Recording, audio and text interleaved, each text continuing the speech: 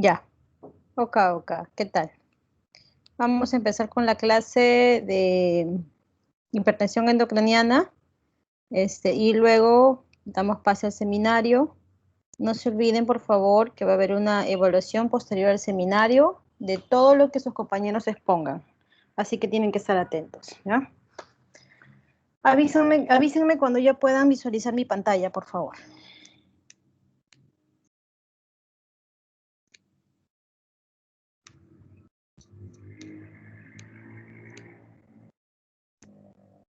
Doctora, ya se ve su diapositiva.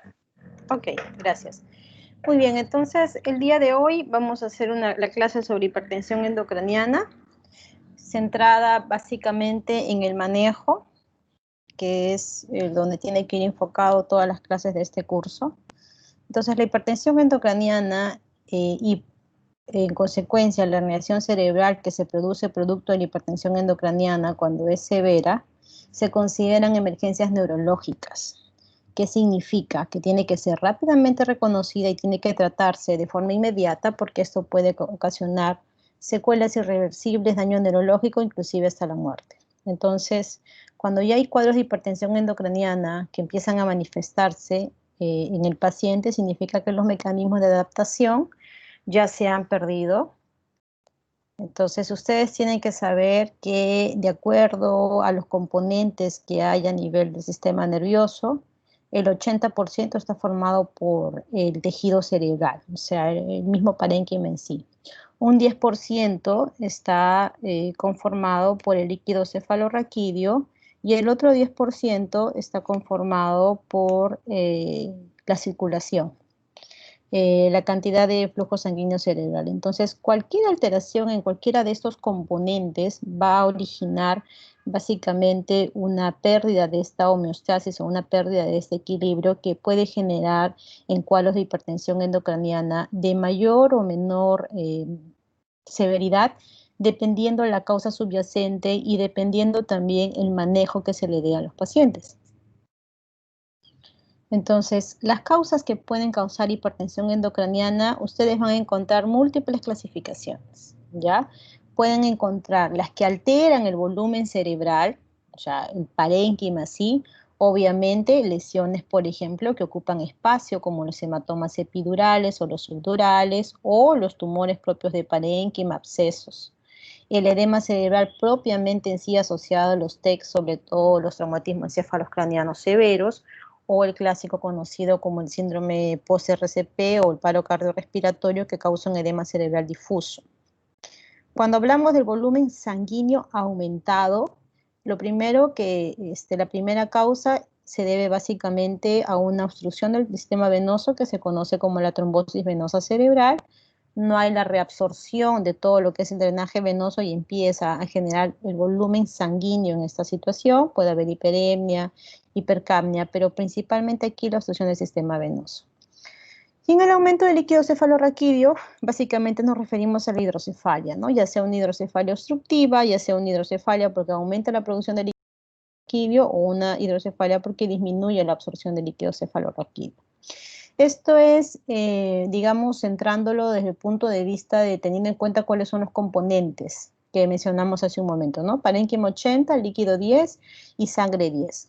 Pero también hay otras etiologías u otra clasificación que la divide específicamente en las áreas donde están involucradas, ¿no? Intraparenquimal, lesiones propias del parénquima, tumores, edema cerebral, vascular, todos ustedes conocen los cuadros isquémicos, las malformaciones que causan hemorragias frecuentemente, las alteraciones del líquido cefalorraquídeo, por ejemplo la hidrocefalia, los cuadros infecciosos, que puede ser una meningoencefalitis, un absceso cerebral, el TEC propiamente dicho.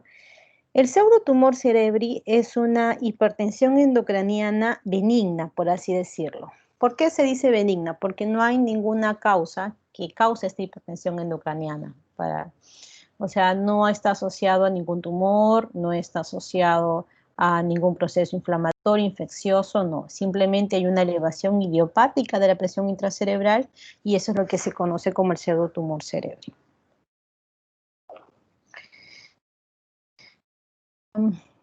También existen acá, por ejemplo, como hemos visto, otra clasificación. Todas esas son las causas.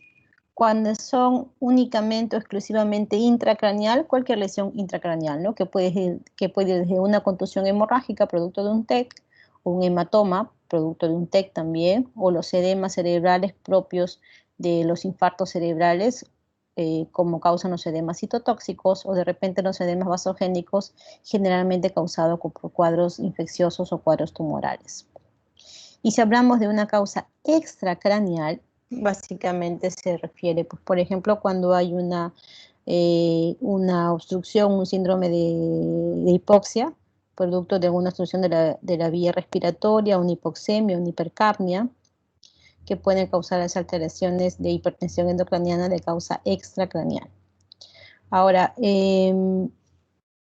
esto es como para que ustedes puedan ver que casi todas las etiologías o las causas subyacentes a cuadros de hipertensión endocraniana, el principal efecto que los hace, digamos, incrementar la hipertensión intracraneal es el edema cerebral, que está presente en casi todas las patologías.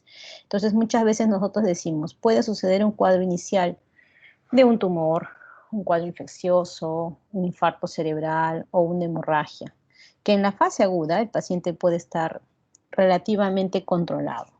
Pero sucede que pasan los días, que es donde el tiempo más o menos, las horas o los días, que es el tiempo que se demora en establecerse los edemas, y es ahí donde el paciente puede descompensarse, porque es el edema cerebral el principal cuadro asociado a un compromiso de la hipertensión endocraniana. Ustedes deben recordar lo que menciona la hipótesis de Monro-Kelly, que básicamente esta homeostasis o ese equilibrio que hay entre el parenquima cerebral, entre volumen sanguíneo y entre el drenaje de líquido cefalorraquídeo, sea volumen sanguíneo arterial o venoso, cuando todo está en homeostasis controlado, no debe haber ningún exceso, digamos, o una pérdida de cada uno de esos componentes. Pero a medida que puede, por ejemplo, en este caso, haber una masa intracraneal que empieza a comprimir o empieza a ocupar áreas que normalmente deberían estar afectadas por el líquido cefalorraquídeo, empieza a haber como un mecanismo compensatorio una pérdida de líquido cefalorraquídeo, poco a poco una pérdida del flujo venoso, poco a poco una pérdida del flujo arterial. Entonces, digamos que estos son los primeros componentes que empiezan a alterarse, tratando de compensar cierto incremento de alguno de los componentes, como en este caso una lesión o una masa intracraneal. Esta curva de presión-volumen es importante para entender que la hipertensión endocraniana, desde que se empieza a instalar, tiene, digamos, un componente en lo que permanece estable y otros componentes en los que de un momento a otro puede haber una descompensación del paciente.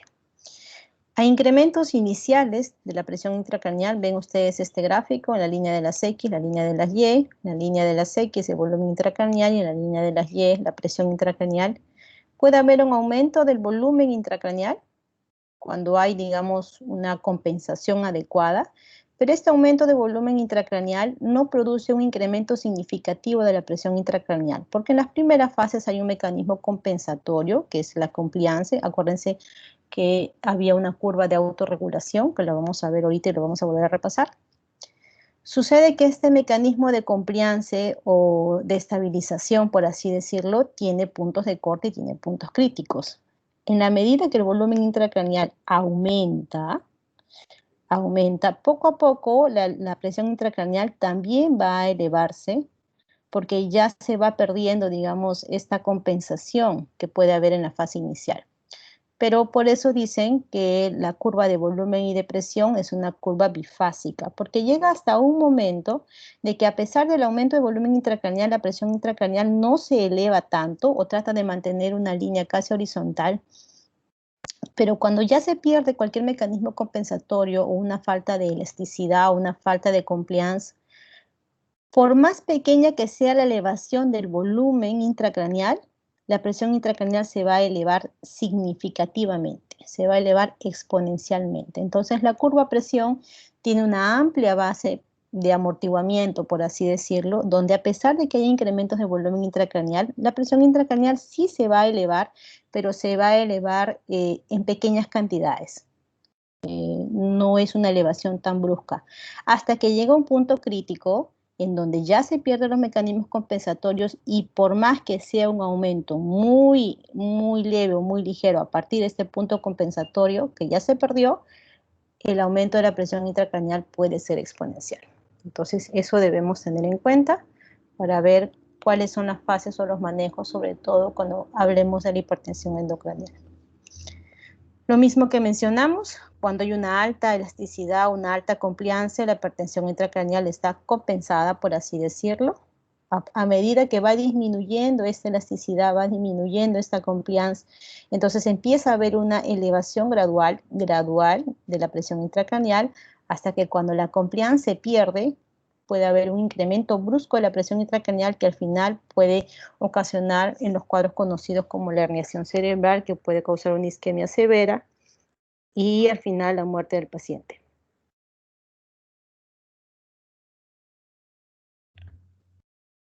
¿Se acuerdan cuando hablamos de los cuadros isquémicos y los cuadros hemorrágicos, cuando estábamos llevando neuro?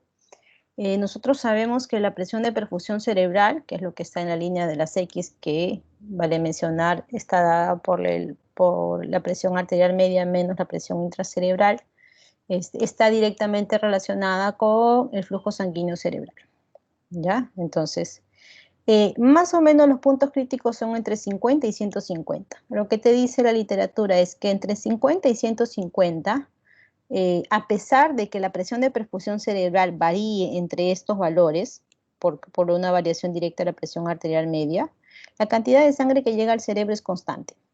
Flujo sanguíneo cerebral en la misma línea, constante, a pesar de que exista una variación de la presión de perfusión cerebral directamente relacionada con la presión arterial media entre 50 y 150. Más o menos esos son sus límites.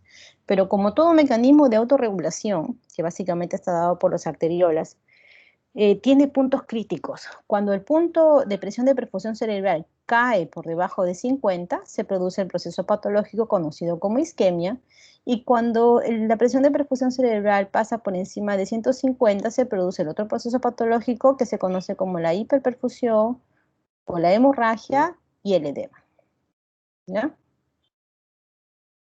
Entonces, para que ustedes tengan conocimiento sobre el edema cerebral, existen varios tipos de edema cerebral. Digamos, los más conocidos son el vasogénico, el citotóxico y el intersticial, pero también está el hidrostático, el osmótico y el neurotóxico. Vamos primero a diferenciar. El edema vasogénico es porque hay una alteración de la barrera hematoencefálica, una alteración en la pared del vaso sanguíneo que puede estar ocasionado por tumores, abscesos o cualquier cuadro que comprometa la pared del vaso sanguíneo, ¿ya? Y va a producir básicamente un efecto en el extracelular. El citotóxico, que el ejemplo clásico es el infarto cerebral, más conocido se dice porque la célula se hincha en sí, es una alteración de la misma célula, por eso se llama citotóxico, alteración de la membrana celular, y el efecto va a ser intracelular. El edema intersticial o el hidrocefálico, que básicamente se dan en los cuadros de hipertensión intracraneal por aumento de la presión intraventricular, se da en el extracelular y al nivel periventricular. El hidrostático, porque básicamente se refiere cuando hay alteración de los gradientes de presión, ya sea que este gradiente sea generado por una diferencia de proteínas entre el intra y el extra, o una diferencia de sodio entre el intra y el extra, produce un efecto a nivel extracelular.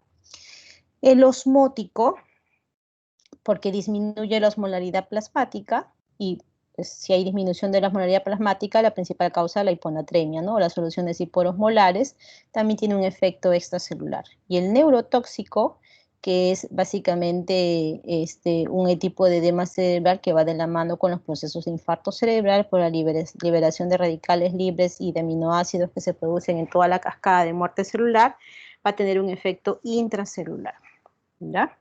Entonces, estos son los principales tipos de edema. Y los límites de la presión intracraneal normales fisiológicos en adultos está entre 7 y 15. Ese es el rango. niños baja de 3 a 7, en infantes es de 1.5 a 6, y se considera una hipertensión endocraniana cuando la presión intracerebral está por encima de 20 milímetros de mercurio y es una hipertensión sostenida por más de 5 minutos. Ese es el criterio para definición de hipertensión endocraniana. El cuadro clínico de la hipertensión endocraniana clásico, básico, que cuando hacemos la disquisición de los casos clínicos decimos síndrome de hipertensión endocraniana, es la cefalea, náuseas, vómitos, ¿no? Muchos dicen los vómitos explosivos que no están precedidos de náusea intensa o es un vómito que tiene una fuerza del vómito muy intenso. Sí, son algunas características que nos ayudan, pero no porque no sea un vómito explosivo y esté asociado a todo lo demás, no significa que no va a ser una hipertensión endocraniana, ¿no? Ahora, estos cuadros de cefalea, náuseas, vómitos que empiezan en la parte inicial, se pueden ir comprometiendo, se pueden ir, digamos, manifestando con alteración del nivel de sensorio, ¿no? Paciente que está vigil y poco a poco va cayendo a somnolencia, letargia, estupor y coma. Y directamente los cuadros de hipertensión endocraniana, ya cuando empiezan los cuadros de herniación, están directamente relacionados al tipo de herniación. Estos son los principales tipos de herniaciones cerebrales. Esta, que es una de las más frecuentes, que es la uncal, miren ustedes la parte medial del lóbulo temporal, se ve el cursor láser, ¿verdad? Puntero láser se ve. Esta herniación uncal, que es la parte media del lóbulo temporal, comprime las estructuras que están alrededor. Esta que está acá al costadito es el mesencéfalo. ¿Y qué cosa sale por delante del mesencéfalo? El tercer nervio craneal. Entonces, ¿cuál va a ser el cuadro clínico si yo tengo, por ejemplo, una herniación uncal? Voy a tener un déficit motor contralateral y voy a tener un compromiso del tercero ipsilateral. Voy a tener, por ejemplo, una midriasis reactiva. Entonces, y un deterioro de nivel de conciencia brusco, súbito, ¿no? Un paciente que está, digamos, relativamente compensado y de un momento a otro empieza a tener dificultad respiratoria y tiene pupila midriática y déficit motor, entonces lo primero que tienen que pensar es la hipertensión endocraniana está avanzando demasiado, que el paciente está haciendo una herniación uncal. Este es un riesgo vital. Si el paciente no se le hace algo en ese momento, que vamos a ver si es un manejo médico quirúrgico, el paciente va a fallecer. Otro tipo de herniaciones, también por ejemplo, están las herniaciones centrales, la que vemos en esta figura, en la B.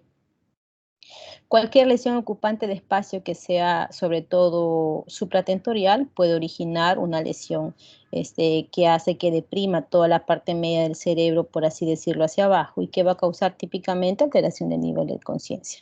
Así como las herniaciones transfaciales que vemos acá, que también por una lesión parenquimal, generalmente frontal, parietal o extensa, va a causar una desviación de la línea media y va a causar los cuadros típicos de hipertensión endocraniana. Otra lesión frecuente, y que la vemos sobre todo, ustedes deben recordar, cuando uno plantea una punción lumbar, hay ciertas contraindicaciones para la punción lumbar. Una de las contraindicaciones para la punción lumbar es que el paciente esté en coma, que tenga una hipertensión endocraniana severa o que tenga un efecto de masa. ¿Por qué? Si este cerebro está con mucha presión, al yo colocarle una aguja para sacarle un poco de líquido cefalorraquídeo por la parte espinal que está más abajo, voy a generar un punto de partida de fuga de esa presión que está incrementada. ¿No es cierto? Es como que el globo esté a punto de romper y yo por un costadito le hago un huequito y por ahí se va a escapar todo el aire. Ok. Si uno hace una punción lumbar en una situación donde el paciente tiene una hipertensión endocraniana severa, que puede ser mucho de los cuadros neurológicos, el cerebro, como está muy presionado ante esta fuga, es como que se baja, como que se sienta. Y lo primero que se comprime acá son las amígdalas cerebelosas, produciendo la herniación foraminal o la herniación de la amígdala cerebelosa. Esto, que está al costado del bulbo, rápidamente comprime los centros respiratorios y el paciente se muere. Entonces, por eso es que cuando uno hace una punción lumbar, tiene que tener una tomografía donde yo no vea efecto de masa, porque si el paciente tiene una lesión focal, tiene efecto de masa, hipertensión endocraniana severa, no se me va a ocurrir hacerle una punción lumbar, porque puede haber una herniación foraminal o una herniación cerebelosa y el paciente se puede morir. Entonces hay que tener mucho cuidado en eso. Ya hemos comentado de esto, los cuadros clínicos tempranos, por así decirlo, ¿no? Cefalea, irritabilidad, náuseas, vómitos, alteración del nivel de sensorio, puede haber las convulsiones. La clásica tríada de Cushing, que es el aumento de la presión el aumento de la hipertensión endocraniana, la bradicardia y la alteración en la frecuencia respiratoria, ¿no? Esa es la clásica tríada de Cushing. No se olviden que también empieza a haber alteración de nivel sensorio de diferente gravedad, diferente magnitud, conforme va incrementando la hipertensión endocraniana. Y les puse acá la escala de Escoma de Ford. No es una escala de coma muy utilizada, nosotros utilizamos más la escala de coma de Glasgow, ¿ya? Pero también se pueden utilizar, sobre todo lo utiliza mucho la parte de enfermería. Pero está la escala de coma de Ford, para que lo tengan por conocimiento. No es la escala de coma de Glasgow la única que se puede utilizar, y también sirve para monitorizar. Cuadros típicos que pueden causar hipertensión endocraniana súbita, ¿no? Si vemos esta primera imagen, nos podemos dar cuenta que hay una imagen hiperdensa. Esta es una tomografía simple sin contraste en el ventrículo, ¿no? En todo el sistema ventricular, ventrículos laterales, a predominio el ventrículo lateral izquierdo, y no solamente está en el ventrículo, también hay una imagen hiperdensa que está más o menos a la altura de la parte inferior del núcleo caudado y más o menos la rodilla de la cápsula interna. Entonces, si quisiéramos hacer el diagnóstico por imágenes, diríamos que es una hemorragia intracerebral profunda con invasión ventricular. Eso está causando definitivamente una hipertensión endocraniana severa. ¿Por qué? Porque ahí no hay una reabsorción adecuada del líquido cefalorraquídeo. Entonces, es previsible que este paciente tenga una hipertensión endocraniana. La siguiente imagen, miren ustedes acá, también es una tomografía simple sin contraste, donde se evidencia una imagen hiperdensa, ¿no? Que tiene una forma más o menos convexa, ¿no? En la región frontal, más parece frontal del lado izquierdo. Desvía la línea media, sí está desviando la línea media, sería más o menos una hernia transcentral, ¿no es cierto? Pero sí hay una desviación de línea media, un colapso de los cuernos frontales del sistema ventricular, y también está causando una hipertensión endocraniana. Es un clásico ejemplo de un hematoma epidural. Siguiente imagen, tomografía simple sin contraste, donde veo una imagen hiperdensa en valle silviano derecho, valle silviano izquierdo, la cisterna prepontina, cisura interhemisférica. Dilatación de cuerno temporal de los ventrículos. ¿Cuál es el diagnóstico? Es una hemorragia subaranoidea que frecuentemente también causa alteración, cuadros de hipertensión endocraniana. Y la siguiente imagen que veo acá, veo, por ejemplo, esta es también una tomografía simple sin contraste, ¿no? Aparentemente aquí está todo normal, no tan normal porque aunque yo todavía no estoy mirando acá, aquí no veo surcos. No es como aquí, que todavía en la imagen que ven arriba veo todavía algo de surcos. Esto está pero totalmente como si los surcos estuvieran borrados. A pesar de que yo no veo un gran colección de sangre, ¿no? Acá sí veo que la sangre es muy evidente en el sistema ventricular, pero a pesar de eso veo los surcos. Veo diferenciación de sustancia gris, sustancia blanca. Aquí no veo los surcos adecuadamente, por no decir que no veo nada de surcos. No se ve claramente la diferenciación sustancia gris, sustancia blanca. Esto de aquí nada más de forma indirecta me dice acá hay una hipertensión endocraniana, ¿no? Pero aparte de eso, muy pegadito al hueso, veo imágenes hiperdensas. Esto no es hueso, no es tan claro como el hueso. Esto se deben a cuadros de contusiones hemorrágicas, que son lesiones que también pueden haber en cuadros traumáticos, en TEC severos. Entonces, muchas de las manifestaciones que vamos a ver, ya sean por cuadros traumáticos o no traumáticos, pueden causar los cuadros de hipertensión endocraniana. Aparte del examen físico, de la evaluación neurológica que debemos hacer, podemos hacer imágenes. Lo que tenemos a la mano y que debemos hacerle a todo paciente con hipertensión endocraniana es una tomografía cerebral, ¿no? con o sin contraste, va a depender de la etiología de fondo, pero es básicamente una tomografía cerebral. En algunos lugares no lo hacemos nosotros, no sé si algún lugar del MINSA lo hará, se puede hacer una ecografía del globo ocular y medir la distancia que hay entre la papila y la distancia que hay entre la parte inicial del nervio óptico. Lo normal es que sea 3 milímetros, cuando se acorta se dice que hay cuadros de hipertensión endocraniana, pero nosotros no lo hacemos. Fondo de ojo, que es parte de la evaluación neurológica, ¿no? Las causas traumáticas también de los cuadros de traumatismo craneoencefálico, por ejemplo, los hematomas, ¿no? Como se ve acá, como hemos visto también nosotros en la imagen, ¿no? ¿Cómo monitorizamos la hipertensión intracraneal? Cuando monitorizamos la hipertensión intracraneal, el objetivo en el contexto de un paciente que esté con cuadro de hipertensión endocraniana es que la PIC esté menos de 15 o hasta 22, digamos que ese es su rango, ¿no? Ese es el objetivo, con una presión de perfusión cerebral entre 70 y 90. Esos son los valores que vamos a ver que poco a poco puede ir cambiando dependiendo de algunas características. Las técnicas invasivas que se puede hacer es el drenaje ventricular externo, ¿ya? O se coloca un dispositivo de monitoreo de la PIC. Y las técnicas no invasivas, obviamente estas técnicas invasivas se hacen en una unidad de cuidados intensivos. El drenaje ventricular externo, monitoreo de la PIC, lo hace el neurocirujano. En caso no sea posible, porque no en todas las UCI se puede hacer eso, un examen no invasivo muy bueno es el examen del Doppler transcranial. El Doppler transcranial evalúa la velocidad de flujo sanguíneo.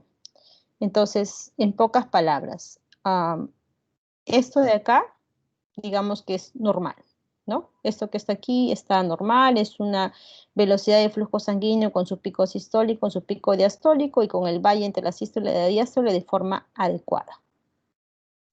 Lo que me tengo que dar cuenta es en este numerito que dice IP, que es el índice de pulsatilidad o la resistencia que ofrece el vaso.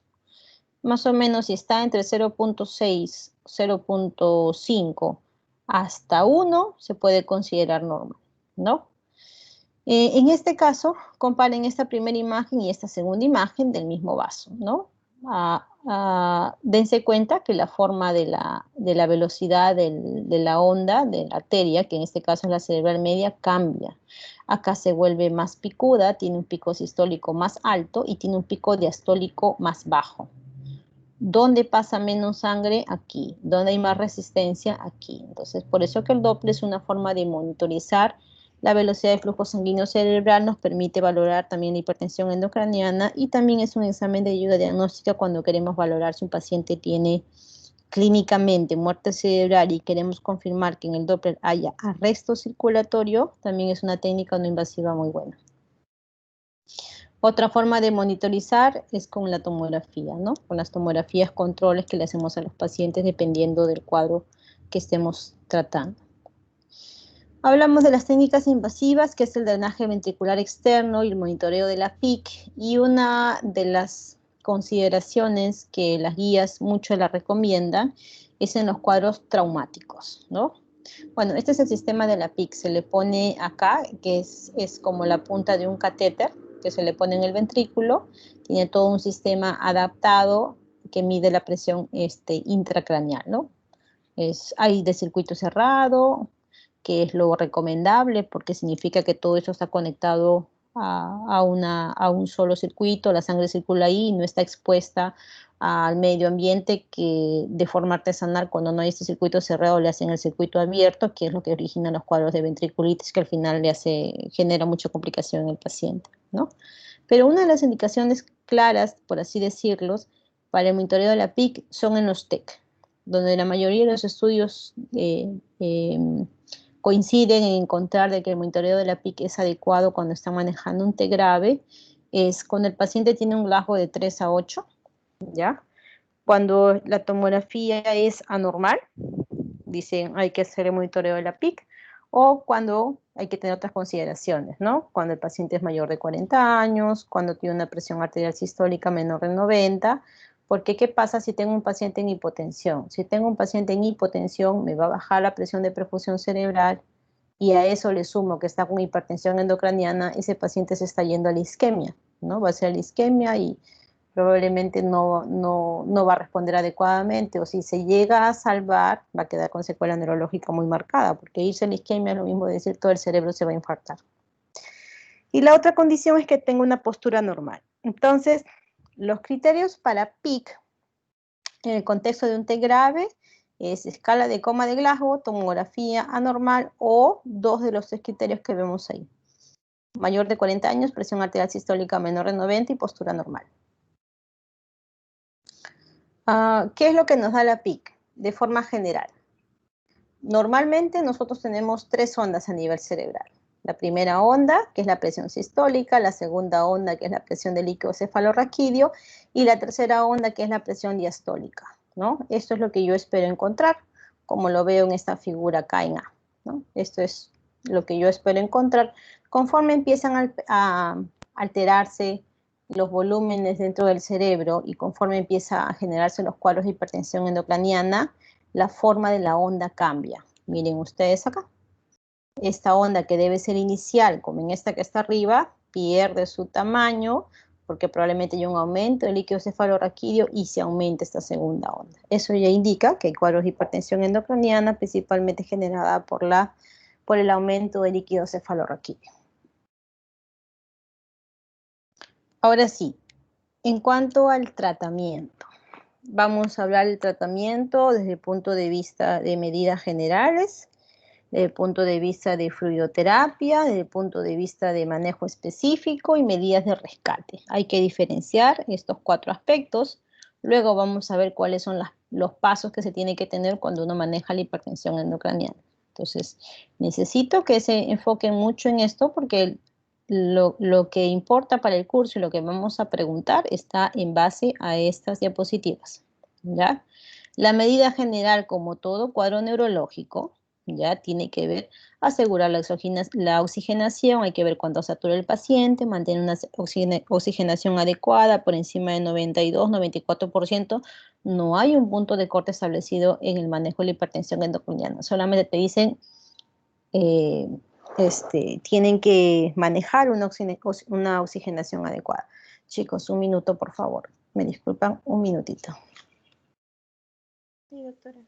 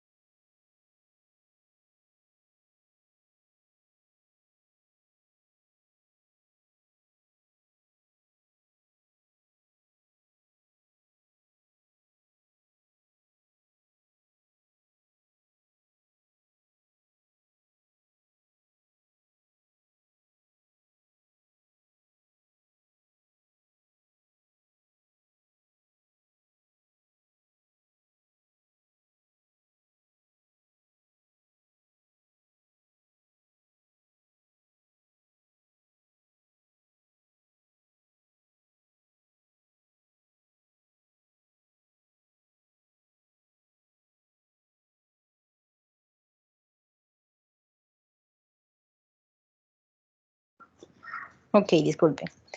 Entonces, hablando de las medidas generales, hay que ver oxigenación, se empieza con pseudoanalgesia, muy ligera al inicio, hay que manejar la presión arterial, no podemos irnos ni a la hipotensión ni a la hipertensión.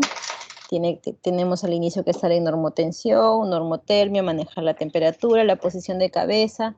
Generalmente lo que se recomienda es la cabeza a 30 grados porque aumenta y mejora el retorno venoso. Los patrones ventilatorios también deben estar estables.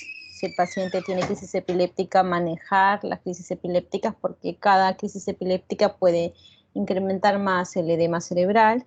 Y la glicemia, que tampoco hay un rango adecuado de glicemia, pero digamos que tomamos mucho en cuenta los valores que manejamos para stroke, ¿no? 140, 180.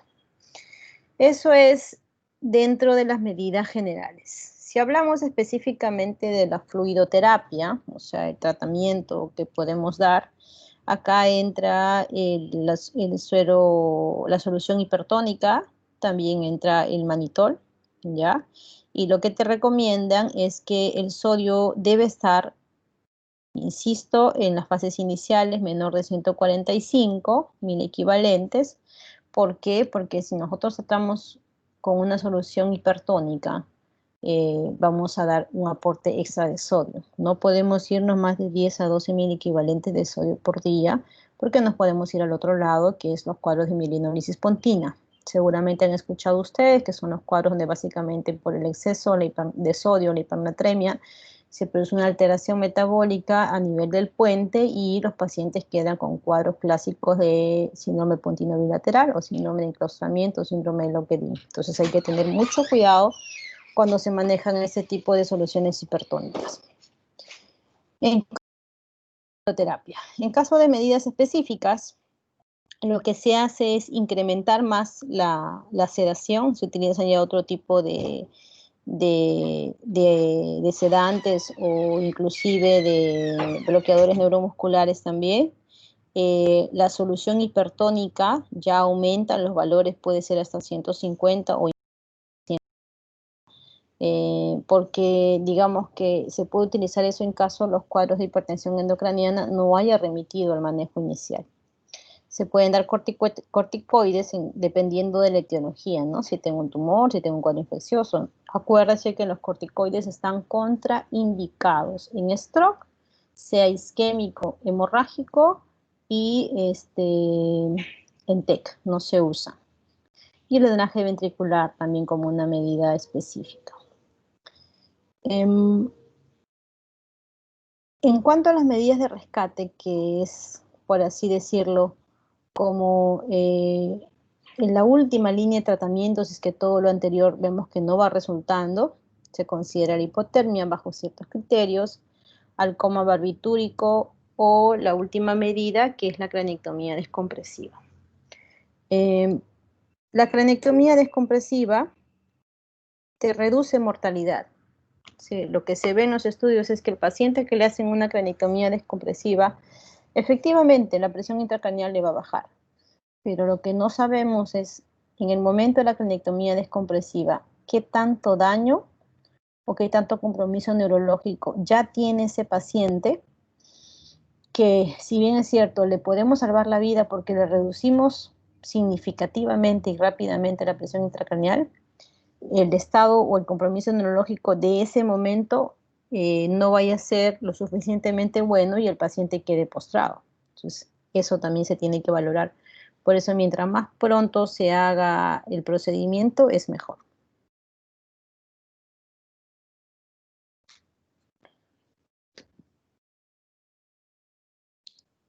Esto de acá son los tratamientos de acuerdo a los niveles, por así decirlo, ¿no? Miren acá, niveles de evidencia, las terapias en el tratamiento. Al inicio, para cuadros de manejo de hipertensión endocraniana, pues la intubación. El paciente llega en coma, ¿qué tenemos que hacer? Asegurar vía respiratoria, lo vamos a intubar, ¿no? Lo ponemos en riesgo de esta primera intervención, ¿no? La sincronía con el ventilador, que el paciente no se acople al ventilador, luche con el ventilador, ¿no? O la neumonía asociada al ventilador, la neumonía del paciente crítico. Luego subimos por niveles, ¿no? Este niveles de recomendación van de 1 a 5, no es lo clásico de 1 a 3.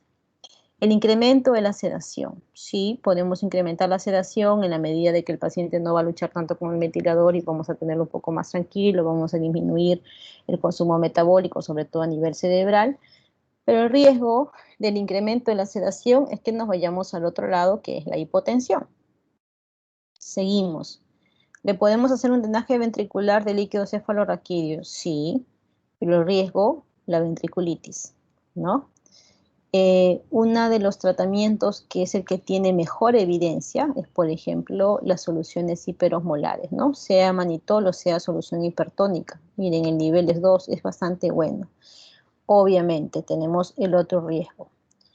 Entre manitol y solución hipertónica, los estudios no dicen que uno sea mejor que otro. Los dos ayudan a manejar los cuadros de hipertensión endocraniana.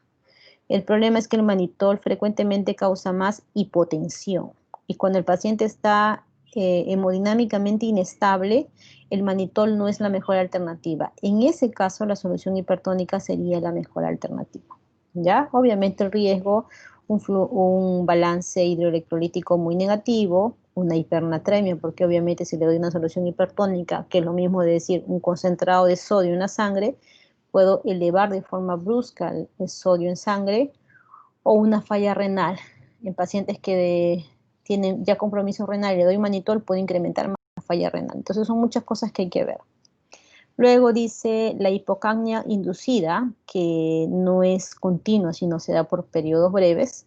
El riesgo de la hipocapnia inducida es que haya un exceso de vasoconstricción y que al final también se produzca el infarto cerebral. Por eso es que esto no se da de forma constante. La hipotermia, que también tiene un nivel 3, el problema de la hipotermia es que puede causar alteración de los hidroelectrolítica y también cuadros infecciosos por piel. Las medidas van desde las menos agresivas a las más agresivas. La supresión metabólica, básicamente por el uso de barbitúricos como el pentotal o el pentobarbital. El problema es que puede causar hipotensión y puede también incrementar el riesgo de infecciones, ¿no? Y en la última línea de tratamiento, de rescate, que es la cranectomía descompresiva, puede pues haber obviamente la infección en el sitio operatorio o hay un síndrome que le llaman el síndrome del post-cranectomizado o post-trepanado, una cosa así, que es cuando la piel se hunde y se pega en el defecto óseo que dejó la cranectomía. Puede causar dolor de cabeza, cuadros bastante molestos, ¿no?, en el paciente. Pero pocos pacientes lo refieren, pero sí es un síndrome que lo refieren mucho cuando hacen una cranectomía descompresiva muy, muy extensa. Ahora, hemos visto los niveles de actuación de acuerdo a si son medidas generales, de acuerdo a si son medidas específicas, de acuerdo a si son medidas de rescate. Hemos visto por niveles de tratamiento, desde los niveles más generales hasta el tratamiento de rescate. Y esto es los protocolos de actuación que te recomienda la ENLS, que son las guías de soporte de manejo neurológico, ¿no? Esto te dice, cuando tú tienes una hipertensión endocraniana, cómo debes actuar. Empezamos con el nivel 0, medidas estándar. Ya ustedes saben qué cosa es la medida estándar.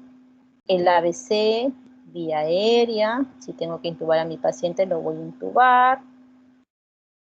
El soporte circulatorio, tengo que mantener una hidratación adecuada, una normovolemia, cabecera a 30 grados para mejorar el retorno venoso, una sedación adecuada, manejo de temperatura, soluciones hiperosmóticas. Hasta la hiperosmótica se pueden recomendar acá, pero dependiendo, pues si mi paciente está hipotenso tendré que dar hiperosmótico, ¿no? Corregir la hiponatremia si tengo alteración electrolítica, corticoides lo consideran en el nivel 0, y el objetivo es mantener una presión de perfusión cerebral de 60 a 70. Ojo, que los corticoides aquí, si bien es cierto, se indican en el nivel 0, no es para todos los pacientes. Se supone que en este punto nosotros ya sabemos cuál es la etiología del paciente. Si estoy tratando una hipertensión endocraniana por stroke, jamás se me va a ocurrir darle corticoides. Así que cuando ustedes vean las preguntas en los exámenes, fíjense bien si la pregunta es algo general para cuadros de manejo de hipertensión endocraniana o les estamos poniendo un caso clínico de una hipertensión endocraniana específica A. ¿Por qué? Porque tienen que ustedes saber qué van a poner. Si ustedes ponen corticoides, malograron toda su respuesta. Ojo. Ese es el nivel 0, medidas generales. Luego te dice que luego de las medidas generales, ¿no? Puede que el paciente remita los síntomas o puede que el paciente, o más que remitir, se mantenga estable o puede que el paciente persista con los síntomas y tenga algún empeoramiento clínico, ¿no? Entonces, aquí entra el nivel 1. ¿Qué hacemos en el nivel 1? En el nivel 1 sí específicamente entran las soluciones hiperosmolares como una medida de manejar la hipertensión endocraniana. Acá manejamos dos soluciones hiperosmolares, el manitol y la solución hipertónica. Manitol viene al 20%, significa que son 20 gramos en 100. La dosis de manitol es de 0.5 a 1 gramo por kilo endovenoso cada 4 horas, cada 6 horas. Y la dosis de mantenimiento generalmente se da en un rango, en el rango que está ahí. Si le doy 1 gramo por kilo endovenoso en bolo, el mantenimiento le puedo dar a 0.7, a 0.6, a 0.5, ¿no? Dependiendo de cómo yo vea que está el paciente. Ahora, cuando vemos que la osmolaridad está por encima de 320 miliosmoles por kilo, ya no se recomienda usar el manitol. Ahí lo que se recomienda usar son las soluciones hipertónicas. Nuevamente, les vuelvo a repetir que los estudios no demuestran si manitol o solución hipertónica es mejor. Lo que pasa es que como el manitol causa más hipotensión, se prefiere usar mejor la solución hipertónica, sobre todo cuando el paciente está hemodinámicamente inestable, pero solamente en esa situación. Ahora, si hablamos de la solución hipertónica, tengo concentraciones al 3% o al 7.5%. La solución hipertónica al 3%, los bolos son de 5 a 10 mililitros por kilo de peso, luego le doy una infusión a 0.5 a 1.5 mililitros por kilo por hora, ¿ya? Si hablamos de solución hipertónica al 7.5%, obviamente tiene más concentración. Generalmente lo que se recomienda es que las soluciones hipertónicas pasen por vía central, catéter venoso central, no por vía periférica. La ventaja del manitol es que lo tengo en la emergencia y el toque lo puedo pasar hasta que la enfermera prepare la solución hipertónica, ¿no? Porque la solución hipertónica la hay que preparar, no viene en esas concentraciones como uno lo quiere pasar. Entonces tiene que tener catéter venoso central en 7.5% de todas maneras, porque si no puede causar flebitis o precipitación. El 3%, si es que es muy, muy urgente, podría pasar por periférica con algo de silocaína porque duele. Pero lo ideal es que vaya en catéter venoso central, ¿no? Y hay que tener en cuenta que en soluciones hipertónicas, sobre todo, también en manitol, pero sobre todo en hipertónicas, hay que dosar el sodio cada 4 a 6 horas. ¿Por qué? Porque no se olviden que no puede haber más de un incremento de 10 a 12 miliequivalentes de sodio en 24 horas porque tienen el riesgo de una mielinólisis pontina. Al inicio el punto de corte de sodio puede ser 145. Si vemos un sodio más de 145, suspendemos la hipertónica, o 150, dependiendo el punto de corte. En esta primera fase prefieren colocarlo como un punto de corte entre 145 y 150. Otra intervención en el nivel 1 es la derivación ventricular externa, ¿no? En casos de hidrocefalia, si es un circuito cerrado, se recomienda un drenaje de 5 a 10 mililitros de líquido cefalorraquídeo, ¿no? Va a depender el horario, cada cuánto tiempo, eso ya lo determina de acuerdo al grado de hipertensión endocraniana. Y la hiperventilación breve, en esta parte, también puede estar indicada, pero menos de 2 horas, con el objetivo de tener una presión de CO2 de 30 a 35. Pero esto se da como una medida para ganar tiempo en el sentido de que mi paciente está con hipertensión endocraniana y sé que se va a operar, pero para tratar de, digamos, mantener una presión de perfusión cerebral adecuada y que no haya mucho deterioro neurológico, voy a hacer una pequeña hiperventilación hasta que entre a cirugía, ¿no? Por así decirlo. porque aquí en este nivel 1 ya tenemos que ir pensando en las opciones de cirugía. No podemos empezar a llegar recién hasta el nivel 3 para ver los tipos de cirugía que se podría plantear en este paciente. En el nivel 2. En el nivel 2, llegamos al nivel 2, nivel 1, llegamos al nivel 2. ¿Por qué? Porque el paciente no respondió nada al 0, tampoco respondió al 1, la cirugía la estamos pensando, de repente por ahí no se puede realizar, llegamos al nivel 2. Las soluciones hiperosmolares tienen un incremento en el umbral, por así decirlo. Ya no le pongo mi punto de corte a 150 y la retiro, sino lo pongo hasta 160. Más de 160 no se pone porque lo que te dice la bibliografía es que el sodio por encima de 170 te puede causar la mirinolisis pontina. Entonces se cuidan de que en este caso, si se usa la solución hiperosmolar a mayor concentración, el sodio no exceda de 160. Y acá entra mucho y se indica el propofol, ¿no? El propofol, lo que se ha visto es que reduce el consumo metabólico de oxígeno a nivel cerebral, por lo tanto reduce el flujo sanguíneo cerebral y reduce la presión intracraneal. O sea, nos funcionaría para manejar la hipertensión arterial endocranial en este nivel 2 que ya estamos entendiendo que es una hipertensión endocranial que se está yendo a una hipertensión endocranial severa, refractaria, por así decirlo, ¿no? Entonces, estas son las dosis, bolo, 1 a 3 miligramos por kilo de peso, y una infusión se le da máximo 200 microgramos por kilo de peso. El problema es que el propofol puede causar arritmias, puede causar falla respiratoria, y lo que se recomienda, lo que usualmente se hace es no usar más de 100, ¿no? Pero puede usarse más hasta 200 siempre y cuando la hipertensión endocrina sea muy severa. Y las cirugías que tendríamos que ya plantear desde el nivel 1 para el 2 es la derivación ventricular externa, otra vez, si es que no se hizo en la fase inicial en el 1, la evacuación del hematoma en caso sea un hematoma epidural o subdural que tenga criterios quirúrgicos, o una cranectomía descompresiva, ¿no?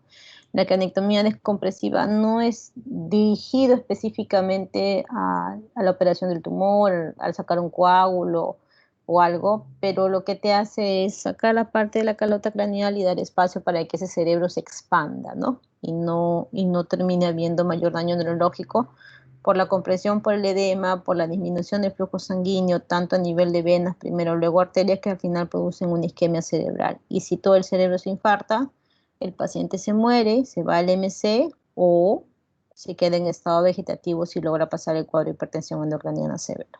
¿Ya? Entonces, eso hay que tener muy en cuenta. Estamos en el nivel 2.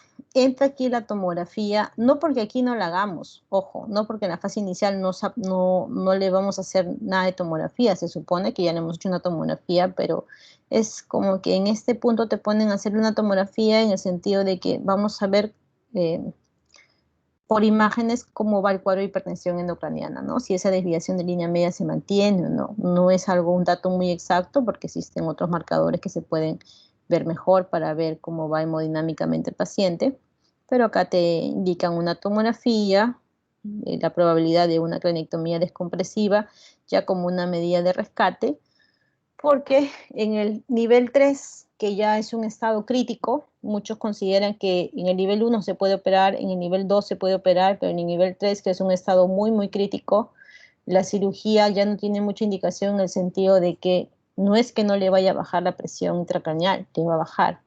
El problema es que si ya llegó al nivel 3, probablemente el daño y el compromiso neurológico ya sea bastante extenso. Entonces acá lo que se usa, por ejemplo, es el pentobarbital. El tiempo de uso va entre 24 y 96 horas, más de eso no se recomienda porque obviamente causa depresión respiratoria, causa alteración cardiovascular, causa supresión inmune, por eso está asociado a cuadros infecciosos. Los pacientes hacen cuadros de sepsis por agentes propios por ejemplo, de la UCI, Klebsiella, Pseudomonas, que un inmunocompotente difícilmente le va a dar, hacen hilo paralítico, ¿ya? El bolo de pentobarbital es de 10 miligramos por kilo durante 30 minutos a 2 horas y luego se queda 5 miligramos por kilo por hora por 3 horas. Esta es la dosis en mantenimiento. Se le monitorea con electroencefalograma y aquí, como el paciente va a estar completamente sedado, con ventilación mecánica y todo, se evalúa solamente la reactividad pupilar. Otro aspecto que se maneja en el nivel 3 es la hipotermia, ¿no? La hipotermia de 32 a 34 grados a través de dispositivos externos que enfrían al paciente, por así decirlo, o a través de soluciones que se colocan endovenosas.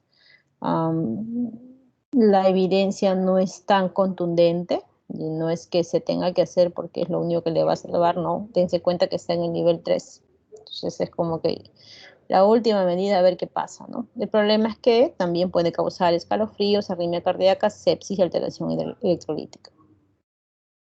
Y otro aspecto que también entra acá es la hiperventilación, pero ya con valores de CO2 más bajos, ¿no? De 25 a 35, y tampoco se recomienda de forma continua, sino se recomienda una hiperventilación que no sea tenga una duración mayor a 6 horas. Entonces, estos son los pasos y el algoritmo de manejo de hipertensión endocraniana que yo espero que ustedes estudien y aprendan, porque mucho de esto les va a ayudar a ustedes, no solamente con objetivos del examen, porque lo que ustedes tienen que saber es que no se estudia únicamente para el examen. Se estudia para cuando ustedes estén frente a un paciente sepan qué hacer y sepan también qué no hacer. Entonces, estos son las medidas y los niveles que uno tiene que hacer de acuerdo al manejo de la hipertensión endocranial, nivel 0, 1, 2 y 3. Y cada uno de sus niveles tiene un punto específico donde se puede actuar. ¿Ya? Muy bien, chicos. ¿Hay preguntas de esta clase?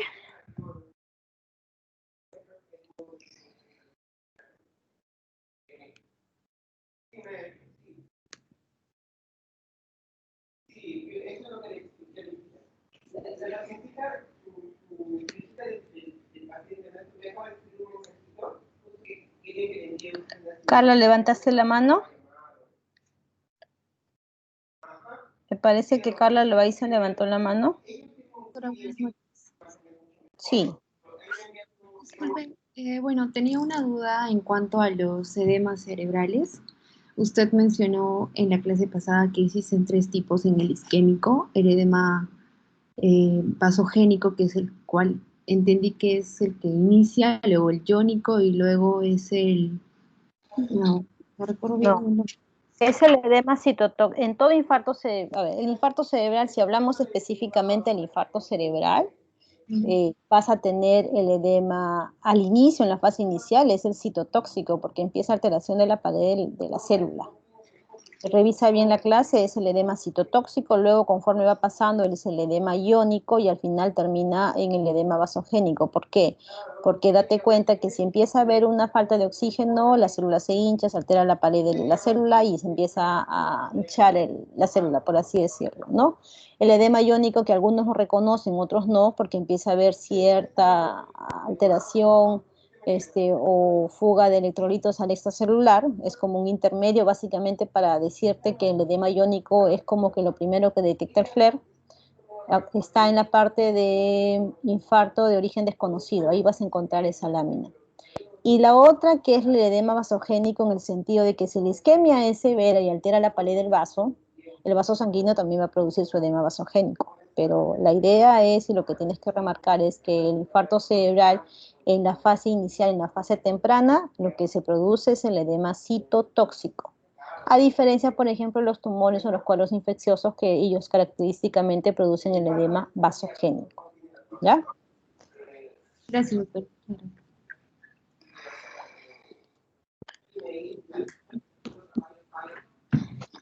Ángelo, ¿tienes alguna pregunta? Sí, doctora, ¿qué tal? Buenas noches. En la parte de la croniotomía que usted mencionó, no sé si cronectomía, disculpe, no sé si mencionó o no sé si realmente sucede eso, que ponen placas de titanio cuando hay esa cirugía. No sé si en la fase, sí, en la fase inicial, o sea, la craniotomía le sacan un pedazo de calota craneal, ¿no? O sea, una parte de la plaqueta del cerebro le sacan y lo ponen en el abdomen, o, por ejemplo, cuando el paciente tiene un TEC severo y tuvo una fractura deprimida y cuando operan, lo único que sacan son fragmentos de hueso, ahí no hay ninguna calota entera que poner. Entonces, cuando sucede eso, o cuando a veces sucede que le pueden sacar un pedazo y el hueso se puede encoger, ya no le va a cerrar en la misma forma como se le sacó, se le pone una placa de titanio, pero eso no es en el momento agudo, eso ya viene después de que ya lo maneja el cuadro. Por lo que yo he visto, más o menos los cirujanos operan entre mes y medio, 2 meses posterior a la cranectomía inicial, ¿no? Del cuadro agudo de emergencia. Allá, doctora, ¿y eso lo hacen aquí en Perú? Sí, es frecuente. La placa de titanio el paciente lo compra con su plata, ¿no? Pero o sea, si la plaqueta que le sacaron está en el abdomen y está en perfectas condiciones, eso le colocan, porque no hay diferencia en que le coloquen la plaqueta que le sacaron en la emergencia, o sea, en su fase aguda de la enfermedad, versus una placa de titanio. No hay diferencia entre las dos. Solamente que, como te digo, cuando hay fragmentos de hueso, cuando ya de repente el hueso se encogió y no se puede volver a colocar porque no le va a sellar o no le va a encajar, ahí se le piden las placas de titanio, las mallas de titanio. Ok, doctora, gracias.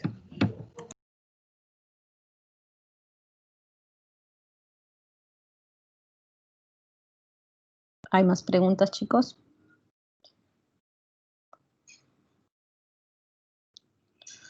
A ver, Sara. Doctora, bueno, una consulta. ¿Por qué en algunos casos de la enfermedad de hipertensión endocraniana están contraindicados los corticoides? A ver, te refieres a caso de stroke, infarto o hemorragia, ¿no es cierto? Sí, No, doctor. lo que se ha visto es que el corticoide en teoría es un antiinflamatorio, ¿no? Pero es un antiinflamatorio que actúa sobre todo en la pared del vaso. Entonces, cuando tienes un cuadro de infarto, de hemorragia, sobre todo en el infarto, tienes un edema citotóxico y no tienes ningún efecto. Al contrario, esta alteración que puede haber a nivel de la homeostasis en el líquido cefalorraquídeo por efecto del corticoide puede generar más daño. El corticoide tiene como efecto adverso que te aumenta la glucosa. Todos sabemos eso, causa hiperglicemia. Si tú tienes un tejido cerebral que ha perdido el oxígeno porque se ha quedado sin flujo sanguíneo, cualquier sustrato que encuentre lo va a tratar de generar en energía, porque de alguna forma tiene que generar energía. Por eso es que también se cuida mucho la glucosa. Entonces, cuando tú tienes en el ciclo anaeróbico, donde la célula, el tejido intenta encontrar energía de cualquier fuente, ¿cuál va a ser tu producto final de degradación? Yo te digo que en el ciclo aeróbico, que es el ciclo de Krebs, al final yo voy a tener mi producto de degradación, mis moléculas de ATP, y a través del oxígeno. Pero en el ciclo anaeróbico, ¿cuál es tu producto final de degradación, Sara? El Cuando no hay lactato. oxígeno de por medio. Entonces el lactato en el contexto de un cuadro isquémico, un cuadro hemorrágico, te causa más edema y te puede empeorar la patología de fondo. Entonces por eso es que un stroke está contraindicado y en el TEC no se ve que tenga ninguna indicación el corticoide. Al contrario, la hiperglicemia o a veces la alteración en el sistema inmunitario hace que sea contraproducente en vez de colocarlo. Muchas gracias, doctora. Ok.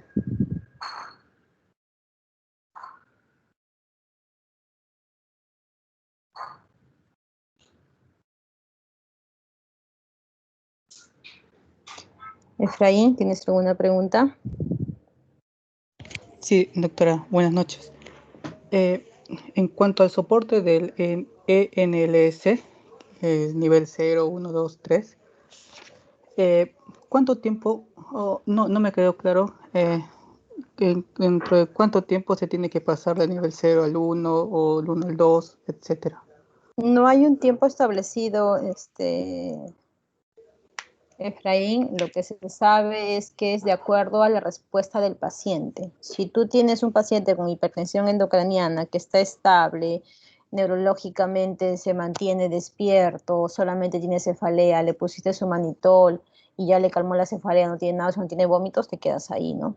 pero si ese paciente ves que deteriora el nivel de conciencia, que ya estaba despierto, luego está somnoliento, luego está soporoso hasta que llega al coma, definitivamente todo lo que tú estás haciendo, lo que se está haciendo en ese momento no está sirviendo para mantener al paciente. Entonces no es que digas voy a hacer el paso 0, 5 minutos y si no responde, me voy al paso 1 y luego espero media hora y al 2 no. Todo es de acuerdo a cómo responde el paciente.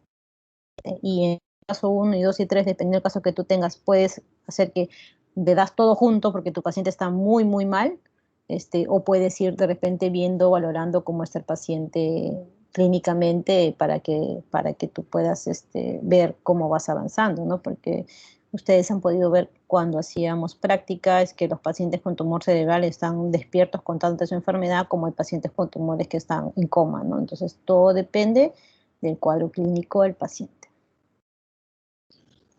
Doctora, muchísimas gracias.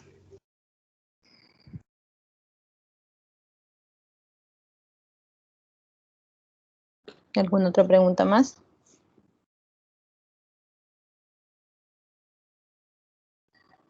Muy bien, chicos. Vamos a empezar con el seminario. Les voy a pedir, por favor, a los chicos del seminario, vamos a centrarnos en las cosas importantes. Vi las diapositivas, estaban muy bien, ¿ya? Después del seminario, no se olviden, yo voy a subir la clase en un momento, no se olviden ustedes subir también su seminario, porque el seminario va a entrar para el examen. El examen queda para el día martes 17 a las 7 de la noche, excepto ustedes quieran subirlo a las 6 de la tarde. Depende de ustedes, pero creo que ustedes están saliendo de clases. Ya ustedes me confirman, pero queda para el día martes a las 7 de la noche. Son 20 preguntas. Estudien, por favor. No es mi intención que ustedes jalen en ningún momento, pero ustedes tienen que estudiar para dar un examen que pueda ayudarlos a aprender y sobre todo a pasar el curso. Si bien es cierto, un examen no necesariamente tiene que traducir lo que el alumno sabe, pero sí es una forma de medir cómo va su avance. Y evítense estar copiando, porque los exámenes son diferentes, las alternativas o las cosas que se le piden, por más que el encabezado sea el mismo, son diferentes. Así que evítense estar preguntándose entre ustedes porque pierden tiempo. Y como ustedes saben, debido a la situación en la que estamos pasando, pues todos los exámenes tienen un tiempo definido, ¿ya? Entonces, por favor, me van poniendo las diapositivas, conforme van exponiendo, me van diciendo quiénes son los expositores y al término del seminario van a dar una evaluación. Así que tienen que estar atentos al seminario. ¿Quién empieza el seminario?